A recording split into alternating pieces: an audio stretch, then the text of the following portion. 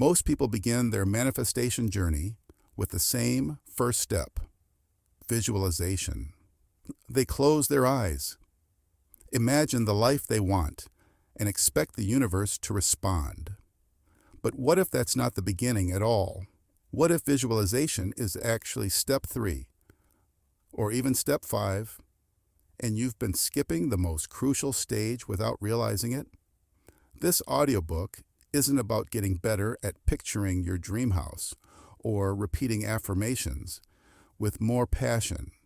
It's about exposing the blind spot that almost everyone misses before they even begin. The pre-manifestation error is not a flaw in your mindset, your technique, or your desire. It's the invisible fracture that forms before any of those things take shape, hidden deep in the foundation of how you approach reality itself. Before you even think about aligning with abundance, raising your frequency, or calling in your next reality, there's a subtle misalignment that must be addressed, an unseen distortion that silently sabotages your efforts. That distortion becomes your starting point, and whatever begins off track will never arrive at its intended destination.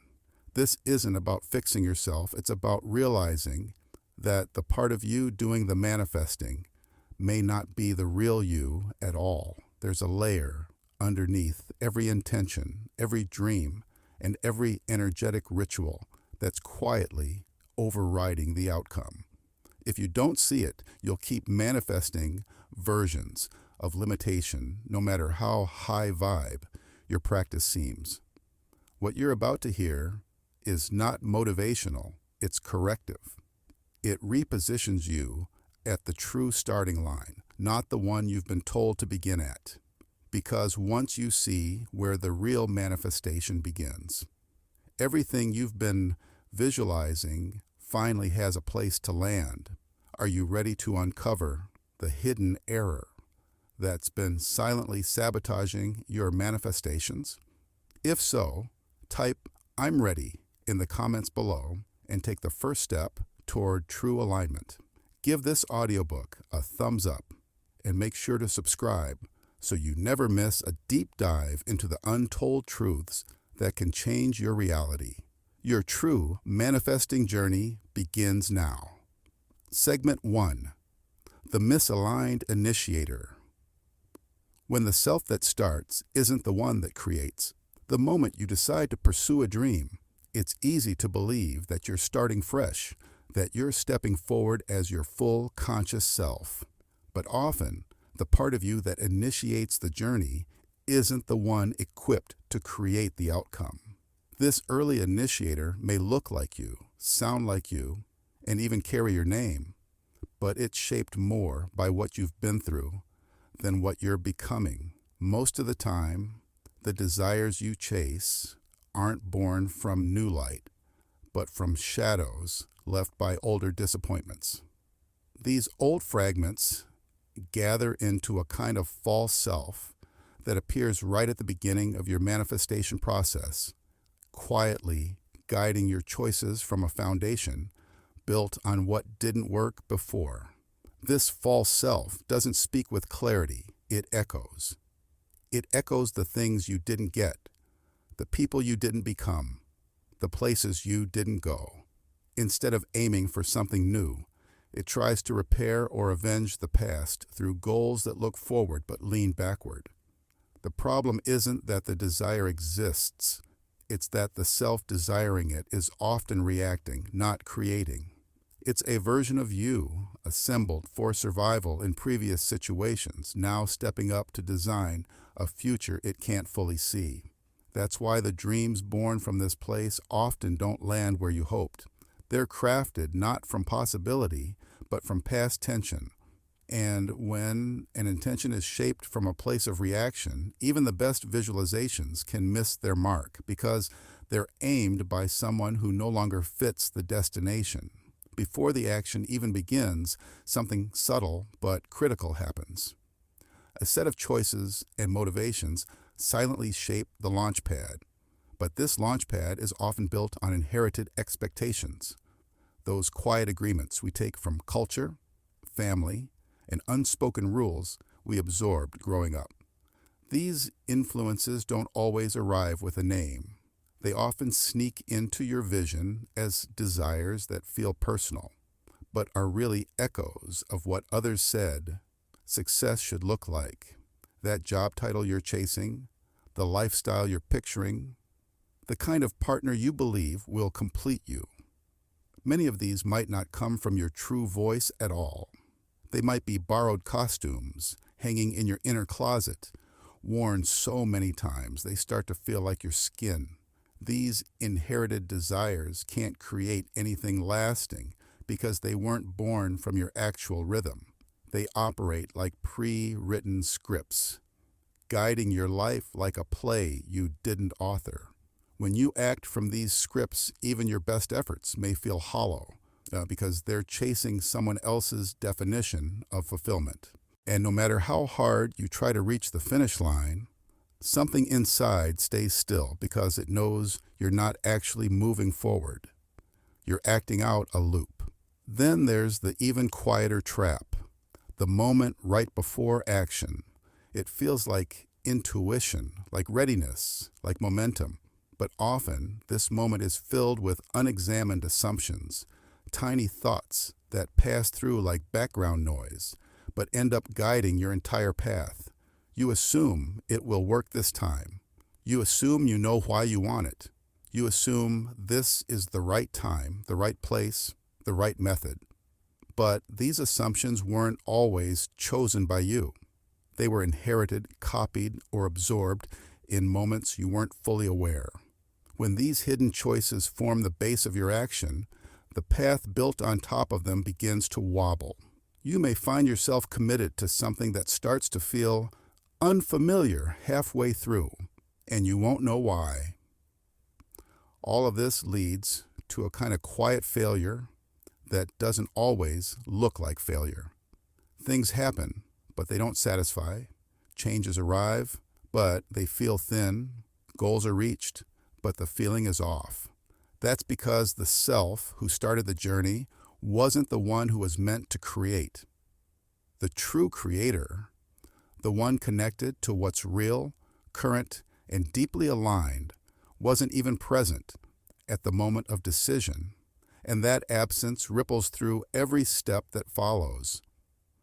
To move from the wrong starting point is to launch a rocket with a crooked base. No matter how strong the fuel or precise the aim, if the structure is off from the very beginning, the trajectory will eventually veer. You might not notice right away. You might even feel proud of your direction. But over time, the misalignment reveals itself in subtle ways. Confusion, disconnection, a sense that you're chasing but not arriving, and no technique or strategy can fix it once the core is set from the wrong self. This is the hidden truth about beginnings. They carry the entire tone of what follows. The self that initiates a path holds more power than any method or mindset used along the way. If that self is fragmented, reactive, or borrowed, the path will carry that same confusion, no matter how clear your goals appear. So before anything changes, the deepest shift is recognizing that not every version of you is meant to begin. Some parts of you are only meant to observe. Others are still healing, but the one that creates must be the one that's not echoing. It must speak with a voice that doesn't reach backward to find its reasons. Only then can the path ahead become real, not just as a thought, but as something that can actually live. Segment 2. The gap you can't see. Why desire and arrival are never in the same room. You can want something with every fiber of your being, picture it clearly, and even speak about it as if it's already yours, yet still feel like it's miles away. That's because the process of desire and the experience of arrival do not happen in the same invisible location, even though we tend to treat them as if they do. Most people imagine that wanting something pulls it closer, like drawing an object across a table. But in the structure of manifestation, it's not just about emotional pull. There's a spatial gap, a perceptual divide that isn't visible, but is very real. The place from which you form your desire is not automatically the place in which the outcome can land. It's as if you're aiming from one room, hoping to find the result waiting in another you haven't entered yet. This is where the misfire happens, not because you're doing something wrong emotionally, but because the architecture of your desire and the architecture of its arrival are misaligned in location. When you generate a desire, it forms in a particular state of internal orientation. That orientation is like the launch pad. If your position isn't correctly mapped, your aim may be perfect, but your trajectory will miss. It's not about the strength of the desire. It's about where it's being fired from. People often believe that simply wanting hard enough or believing strong enough will bridge the space between desire and result, but they overlook the invisible positioning that makes it possible for both to exist in the same reality. There is also the illusion that desire and arrival are 2 points on the same line, that by intensifying the first, the second will naturally follow, but in truth, these 2 points exist on entirely different perceptual planes. It feels like they're connected because we can imagine the end from where we stand. But imagining and inhabiting are not the same thing. The desire forms in a conceptual zone that your current self is standing in. Meanwhile, the arrival, the actual moment when the outcome is realized, exists in a space that may be inaccessible from that zone. This means that even when you feel close to your manifestation, the spatial architecture may be keeping it out of reach, not because of resistance or poor timing, but because you're looking at it from a level that can't contain it. Many people don't realize that even their most detailed visualizations might be rooted in an internal location they haven't correctly identified.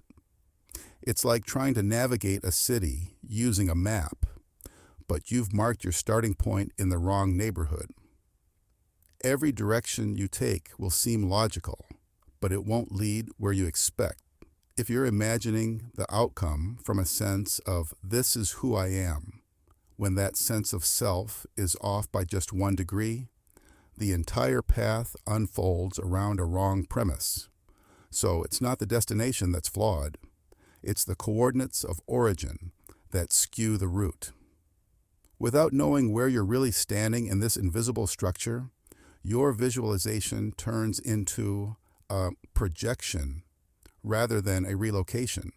What you want, in many cases, is actually orbiting a version of you that hasn't come into view yet. It's not avoiding you. It's just not tuned to the version of you that's asking for it. This isn't a matter of worthiness or delay. It's spatial mismatch. The desire belongs to a version of your perception that hasn't been fully formed yet. You can feel it, glimpse it, imagine it clearly. But if the structure of who you are hasn't shifted into the same space, it remains outside the field of physical expression. You're reaching for something that does exist, but not in the room you're currently in. And unless you find a way to relocate your perceptual state into that other internal space, the desire remains a concept, not a realization. This misfit is most apparent in the subtle feeling that your desires are almost here, but somehow stay just out of reach. They hover, they tease, they sometimes touch your life in flashes, symbols, signs, or brief moments that feel like previews. But these are not fragments of the thing arriving. They are signals that you're close to the dimension it belongs in, not that it's entering yours. The structure of reality allows for overlapping dimensions, but translation between them isn't automatic. The layer where your desire lives may not have the structural permission to enter your current experience until your own perceptual placement becomes compatible with it. So much effort is spent trying to make things happen through intention alone, but without understanding the spatial nature of where your intention lives. It's like sending letters to an address you haven't moved into. You may be aligned emotionally or mentally, but if the place you're standing in, your current layer of perception, isn't structured to receive it, the outcome remains foreign. It stays near you, but not with you. It orbits instead of landing. The outcome isn't waiting on time. It's waiting on location. Not physical, but perceptual. That's the hidden framework of manifestation that most never consider. Desires are real, but they obey spatial laws beyond logic. When desire and arrival aren't in the same room, no matter how strong the dream, you're not touching the thing. You're touching the idea of the thing. And ideas, no matter how vivid, do not build bridges. Only structural alignment does. And that requires seeing the space you're actually in, not the one you think you're in when you close your eyes. Segment 3. The thoughtless thinker. When visualization is driven by mental noise. You may believe you're visualizing your future with purpose and clarity, but beneath the surface, your inner world might be replaying old loops that have nothing to do with real vision. This isn't about subconscious forces or hidden emotional blocks. This is about the way thought structures itself when it runs on autopilot. Most visualization doesn't come from silence or space. It comes from movement, and not always the right kind. Thoughts rarely arrive as fresh insight. Instead, they repeat in patterns. Like a song stuck in your head, your inner visualizations often replay mental rhythms you didn't consciously choose. They feel like creation, but they're more like echo, reverberations from fragments of old thinking that never got cleared out before you started building pictures with them. Visualization is often celebrated as a deliberate act, but for many, it happens inside a mental environment that is already flooded. The images you try to form don't start from a clean slate. They build on top of what's already running. And if that background is full of unexamined noise, the clarity of the vision becomes distorted. It's like trying to paint a mural on a wall that's already covered in graffiti. You might have a strong idea of what you want to see, but the leftover shapes and smudges underneath will bend and reshape the image into something else. Thought isn't neutral. It carries momentum. If you don't recognize that momentum, you mistake its movement for your own direction. Most thoughts you experience while visualizing are not original constructions. They are recycled from old conversations, memories, things you've heard, expectations you've picked up without realizing. When you sit down to visualize, you might believe you're generating something new, but what often happens is that your mind pulls from the nearest shelf, ideas it has stored for quick access. These ideas are layered with interpretations you didn't consciously approve. They create chambers, mental rooms, where certain types of images echo back and forth. You think you're imagining, but you're hearing a kind of cognitive repetition, shaped by the furniture that was already placed there long ago. The mind doesn't just produce pictures, it stacks them. When you try to visualize a goal, that image doesn't exist in isolation. It rests on top of dozens, maybe hundreds, of tiny mental frames that were placed there over time. Some of these frames are fantasies, others are fragments of doubt, and many are vague impressions gathered from the outside world. Without realizing it, you may be stacking hope on top of confusion, ambition on top of uncertainty, and desire on top of something that doesn't belong to you, The result isn't clarity, it's visual noise. The mind is like a projector, but if the lens is cluttered with images that were never questioned, what you project will never be clean or aligned. Even imagination, which feels like your purest tool, can be quietly taken over by internal misfires. Sometimes what you think is imagination is actually a silent negotiation between conflicting inner voices. You may imagine a bright future, but that future might be built by parts of your mind that are reacting, not creating. Some visuals are not formed by freedom. They are driven by the unresolved. Something inside may be trying to speak, but it uses your vision as its language. The image feels right, but it's not actually yours. It's borrowed, it's pressured, or it's built from mental fragments that belong to a state you're trying to move away from. This is how imagination gets hijacked. It doesn't shout, it simply steers. The symbols you choose when you visualize are rarely accidental. They seem personal, but they often reflect what you believe you're supposed to want. This creates a loop of symbolic performance. You imagine success, but in the form you've been taught it should take. You picture love, but it looks like a scene from someone else's story. You visualize wealth, but your images are formed from external models, not inner truth. The symbols you use begin to serve a script, not your soul. They loop around familiar pressures, creating a vision that is crowded, not with possibility, but with obligation. When visualization is driven by this kind of mental structure, it can become exhausting without you knowing why. You think you're imagining the future, but you're really rehearsing thoughts that never changed. Even when the images feel bright or motivating, they are sometimes fueled by the friction between what you want and what your mental environment allows.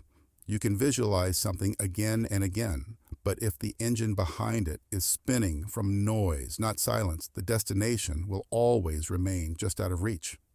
Not because of delay or doubt, but because the mechanism was off from the beginning. So it's not about trying harder or thinking more positively. It's about noticing what kind of thoughts are doing the imagining. Are they quiet or are they echoing?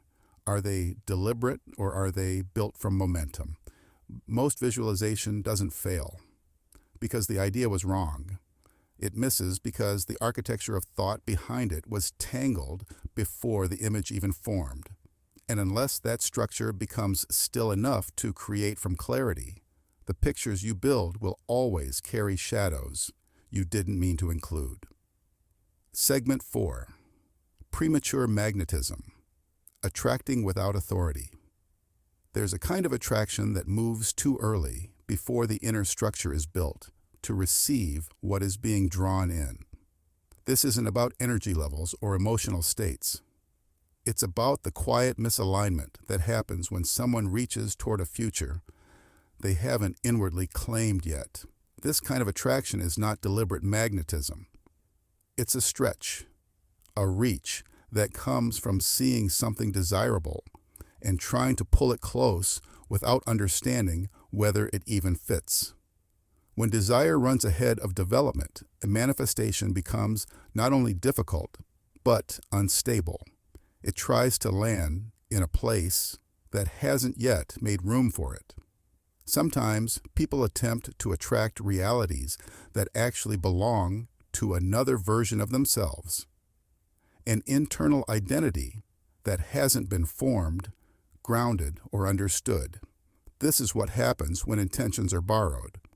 You may see someone else's life and feel drawn to their version of success, love, or purpose, but the desire is filtered through someone else's lens. The problem isn't wanting those things, it's attempting to attract them without first developing the version of yourself that those things naturally belong to.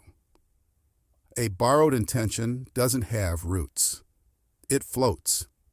It hovers. It looks like your own, but it comes from the outside.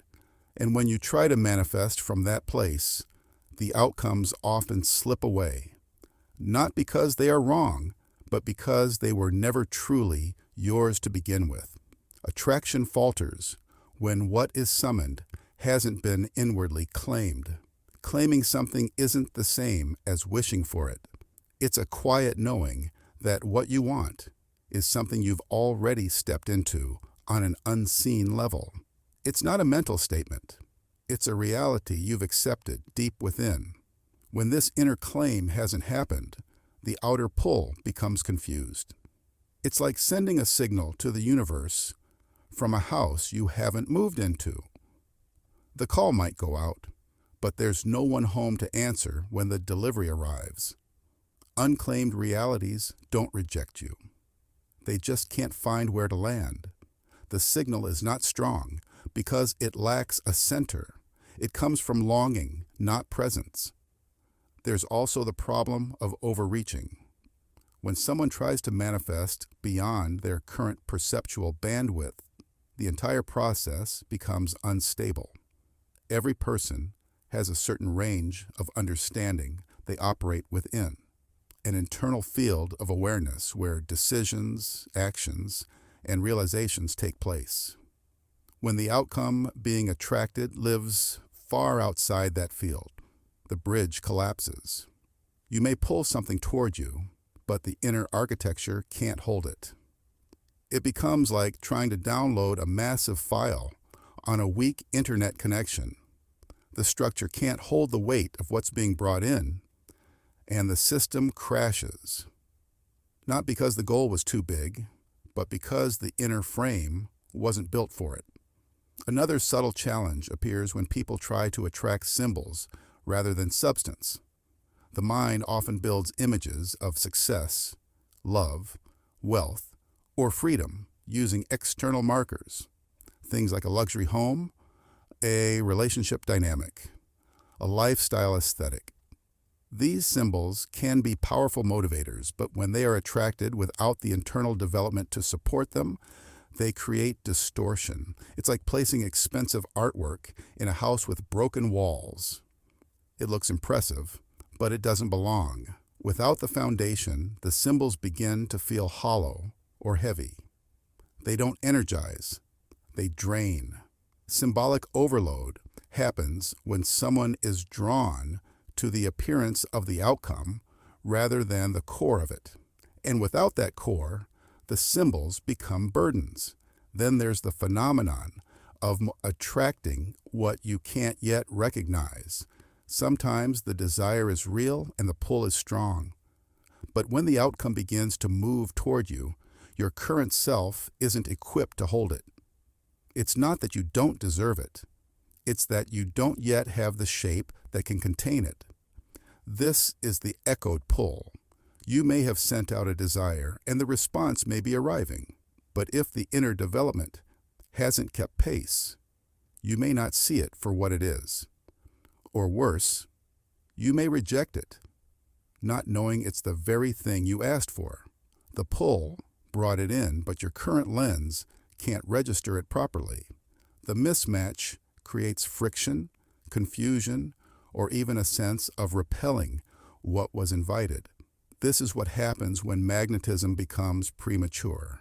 The effort is sincere, the desire is strong, but the architecture is incomplete. It's like tuning into a radio station before the signal is clear. You hear pieces, static, fragments of the message, but not the full broadcast. The result is mixed signals. Attraction begins, but integration can't follow. It's not that you're broken or blocked. It's that attraction, when not rooted in inner readiness, becomes a reach without a grip. The hand is extended, but the ground beneath it isn't firm. And so, what comes close never quite lands, not because it's wrong, but because it's early. Segment 5. The context collapse. Why reality ignores your intentions. Reality does not respond to words. It responds to structure. Intention alone is not enough to shape what unfolds, because reality is not listening to the surface layer of what you want. It's listening to how that desire is presented within the larger story of you. When that story is missing, fragmented, or inconsistent, the response from reality reflects that same lack of structure. Most people send out intentions the way someone might shout instructions into a void, without giving any indication of who is speaking, where they're speaking from, or why their voice should be heard.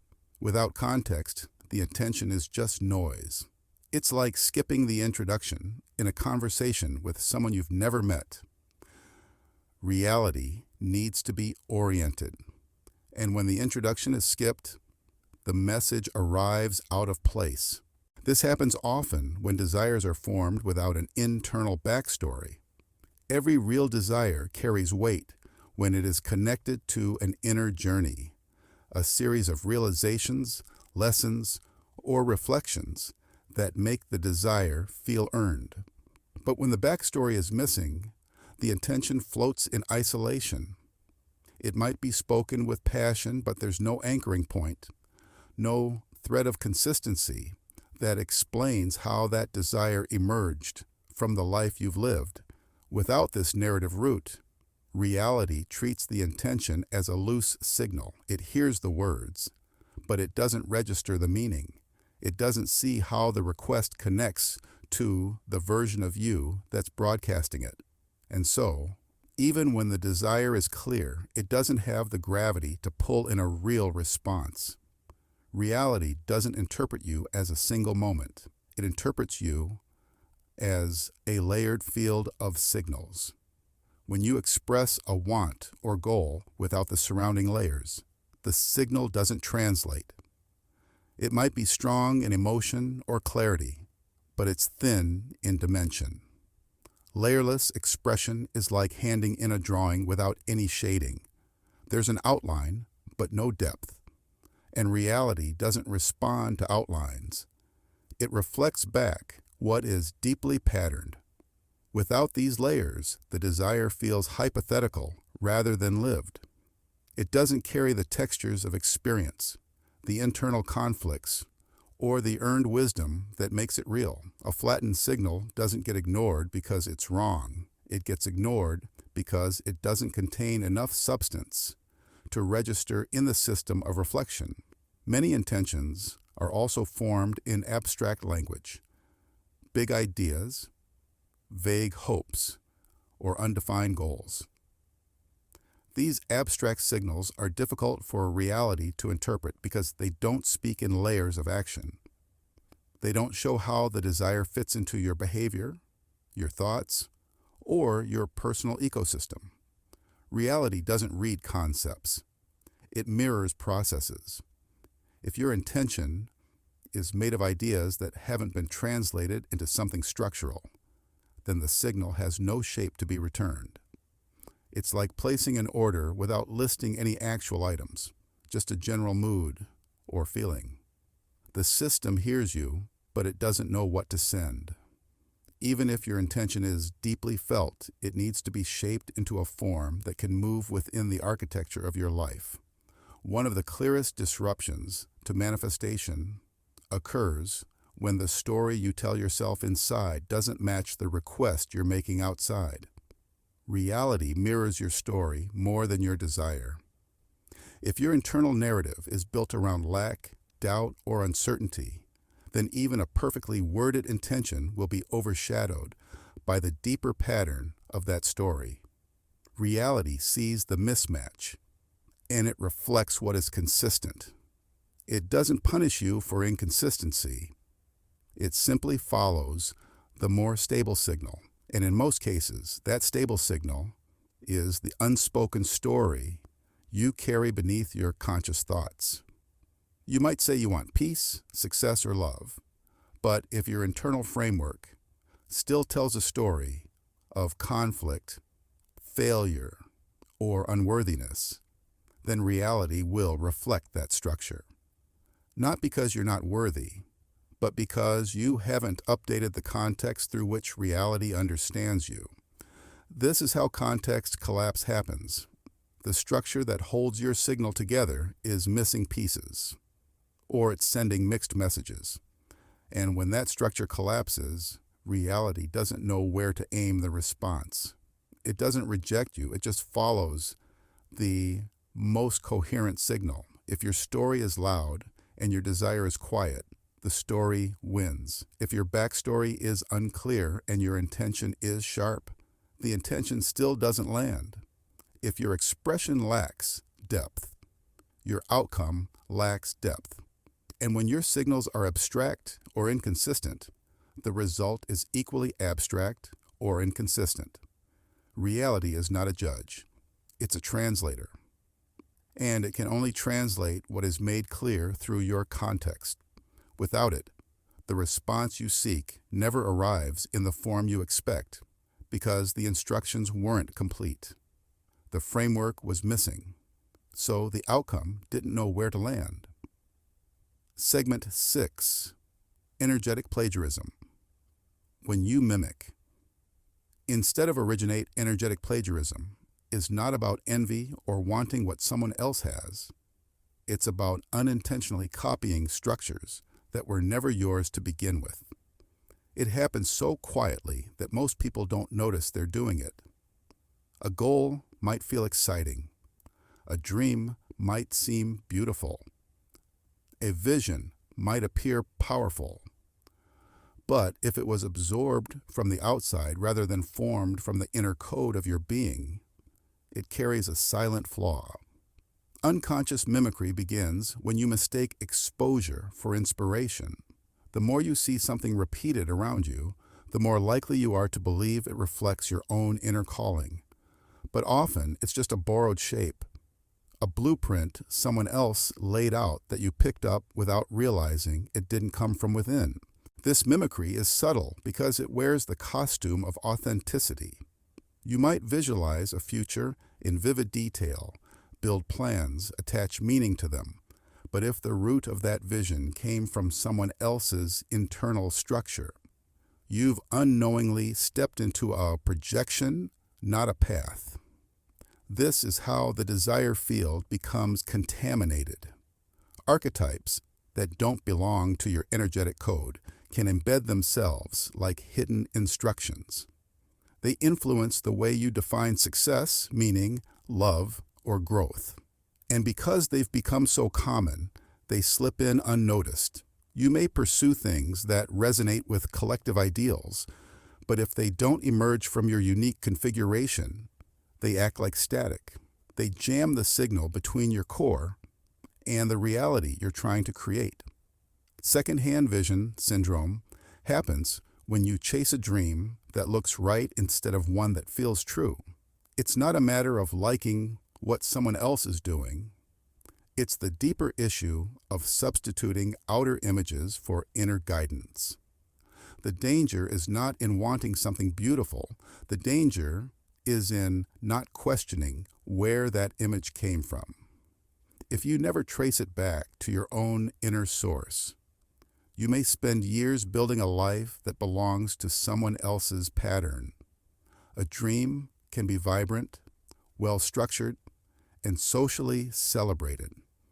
But if it doesn't carry your soul's imprint, it will never feel alive when it arrives. That kind of vision drains energy instead of feeding it, because you're constantly maintaining something that was never built to match your system. Imitative manifesting follows a similar path. You may try to replicate a template of success that has worked for others. You adopt the language, the style, the symbols, but the energetic blueprint doesn't belong to you. When that happens, manifestation doesn't simply fail. It begins to distort. The outcomes become hollow or unstable or strangely out of sync. You might reach a version of the goal, but it arrives without fulfillment because it was built on replication, not origination. Even powerful methods and practices can short-circuit your path if they weren't designed for your architecture. What works for one blueprint may collapse another.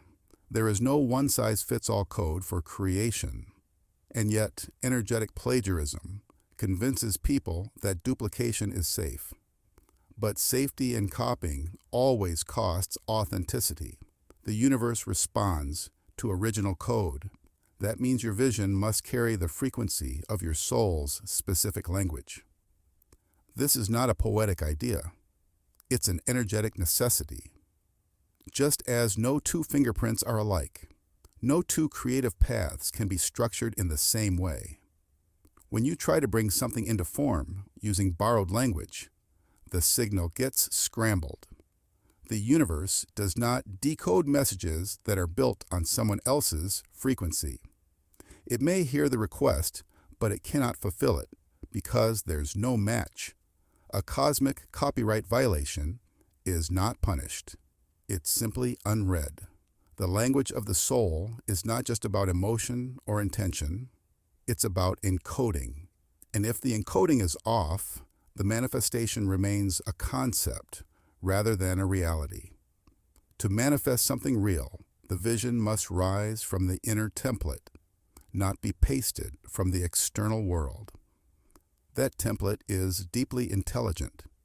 It holds forms that are in perfect harmony with your rhythm, your timing, and your function. When you allow foreign codes to override that template, your system loses clarity. You stop creating from the inside out and begin projecting from the outside in, but nothing formed from the outside in can hold its shape. It falls apart under pressure because it lacks internal support.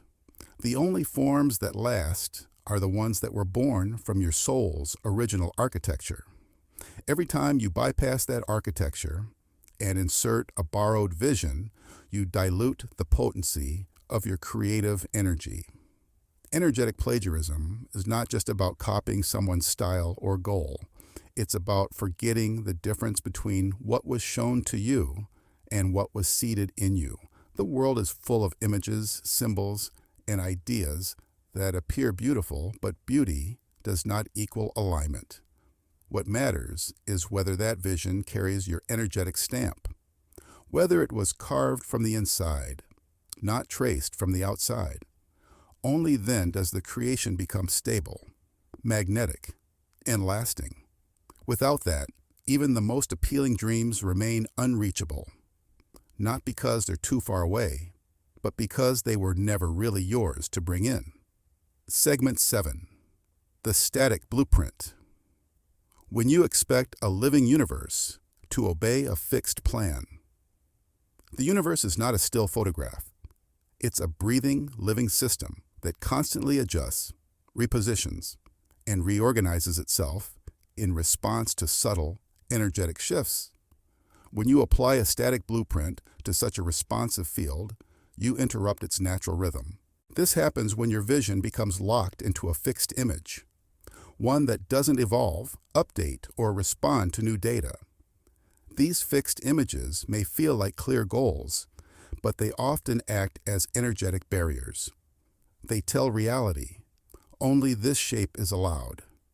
And in doing so, they limit the possibilities that could have delivered something even more aligned. Dead imagery doesn't just stop growth. It blocks the organic intelligence that's trying to co-create with you.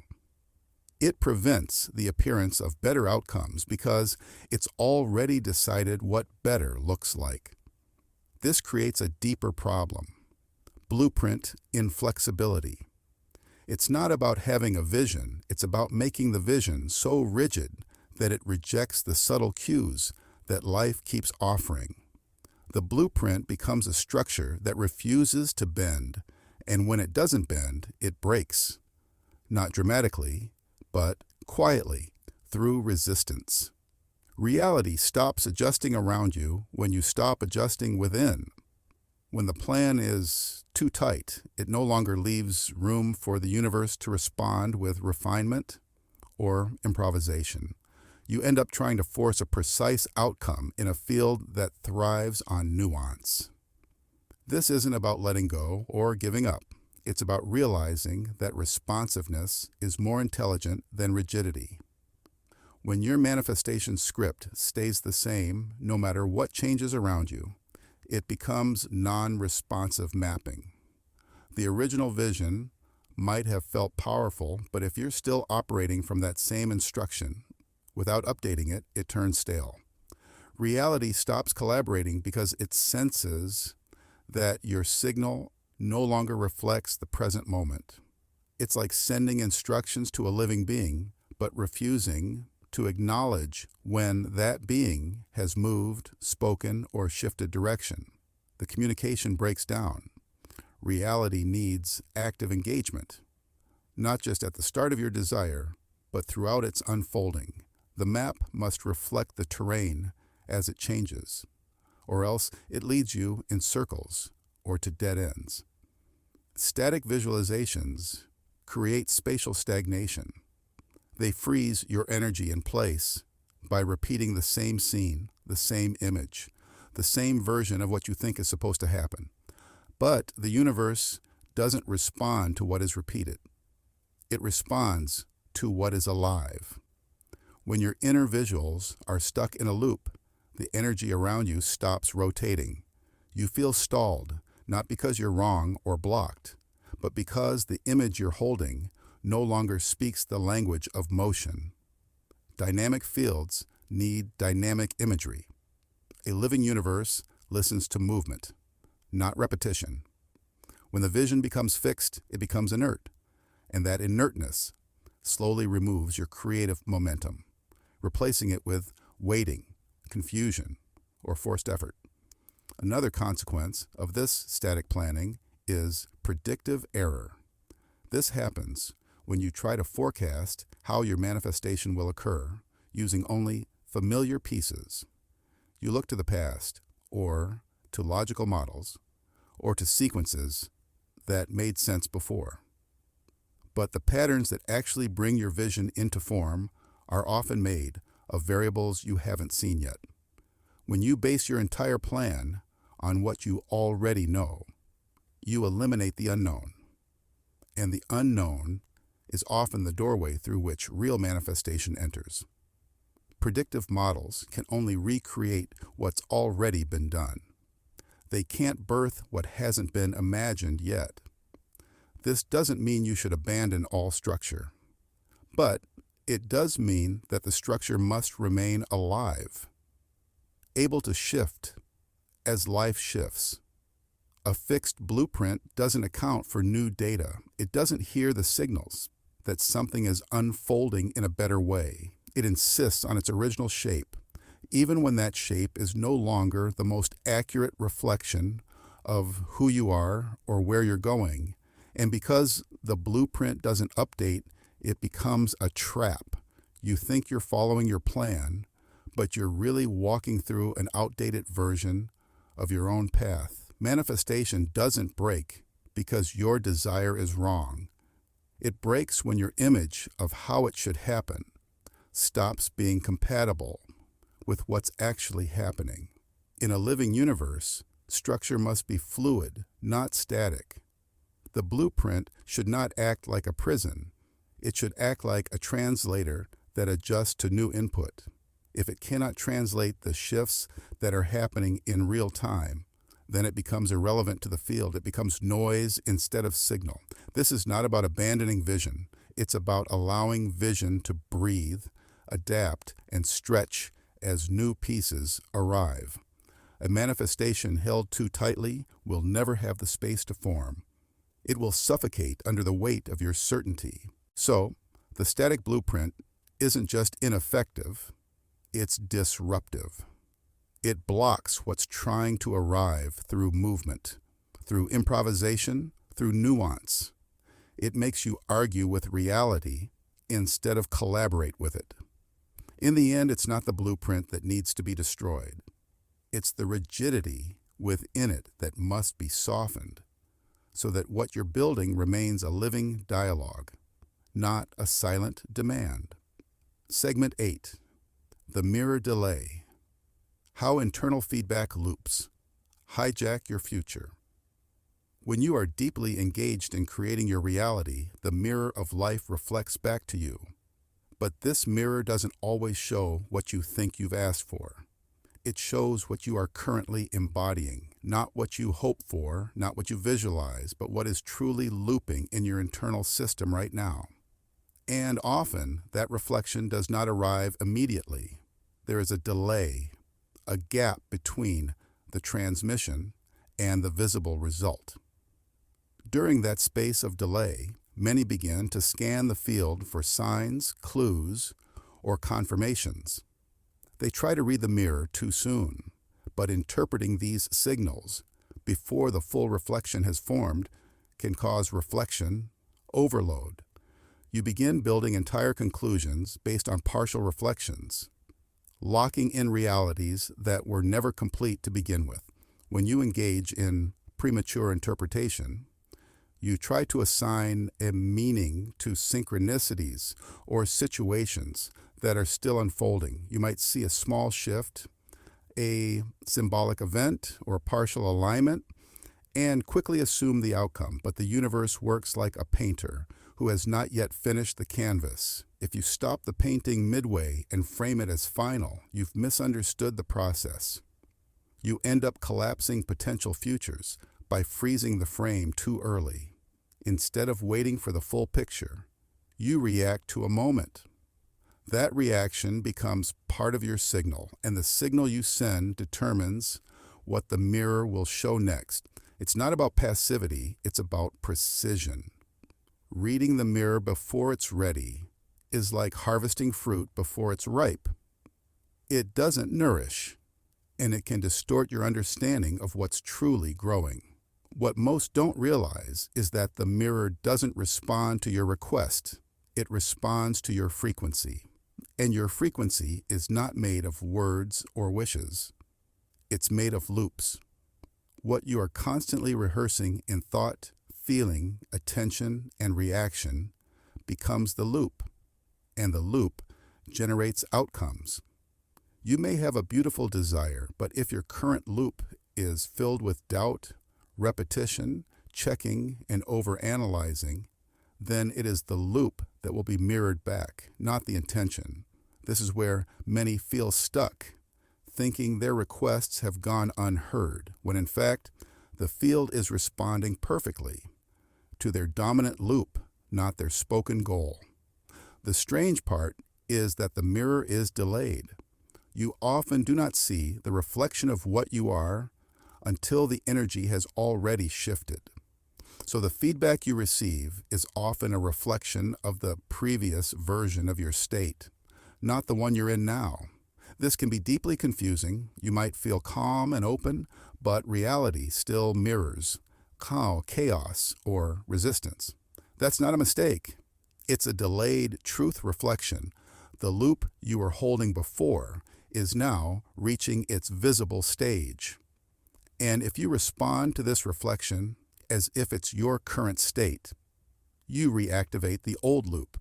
You keep feeding what you've already moved past. It's like walking away from an echo, only to hear it behind you and think it's still part of your now. But it's not. It's just a delay. This is where feedback becomes interference. When you constantly evaluate your manifestation process, checking timelines, looking for progress, asking for signs, you interrupt the rhythm of the field. It's like planting a seed and then digging it up every day to see if it's growing. The process becomes distorted by over-attention, not because intention is weak, but because the feedback loop has become polluted by noise. Your natural signal, which should be clean and consistent, is now layered with doubt, urgency, and micromanagement. This doesn't speed things up. It slows them down. Reality isn't resisting. It's hesitating, waiting for you to stop interfering long enough to let the delayed mirror catch up to your present self. This entire dynamic reveals something subtle. The mirror does not respond to the most passionate request, but to the most repeated signal. And signals are not loud. They are persistent. They are the invisible patterns you send even when you're not speaking. If those patterns are rooted in watching, measuring, questioning, or prematurely interpreting reality, then those are the very energies that will echo back, not as punishment, but as precision. The mirror has no bias, it just returns the loop. So if your loop is filled with reflection overload, then it can't reflect possibility, it reflects noise. In a field like this, timing is everything. Not fast timing, not slow timing, but correct timing. And correct timing only happens when you let the mirror reflect what's real, not what's guessed. When you release the need to see instant confirmation, the field has room to align the visible world with your truest frequency. Not the one you narrate, but the one you live. That's the loop that matters, and that's the loop the mirror waits to reflect. You've just unlocked truths that most never hear.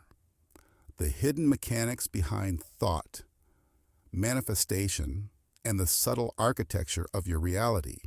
Each segment revealed what's really running the show beneath your desires. Not just your intentions, but the codes you carry, the loops you repeat, and the unseen laws you unknowingly obey. If this resonated, if it clicked, that means your inner system is already shifting. Liking this video anchors that shift. It's an act of alignment. Sharing it sends a signal. You're not just keeping the codes, you're letting the field multiply them. And subscribing, that's not just a button, it's a declaration that you're ready for more frequencies most people never even hear. So if it moved you, mirrored you, or made something inside you click, like, share, and subscribe. And watch what starts to happen.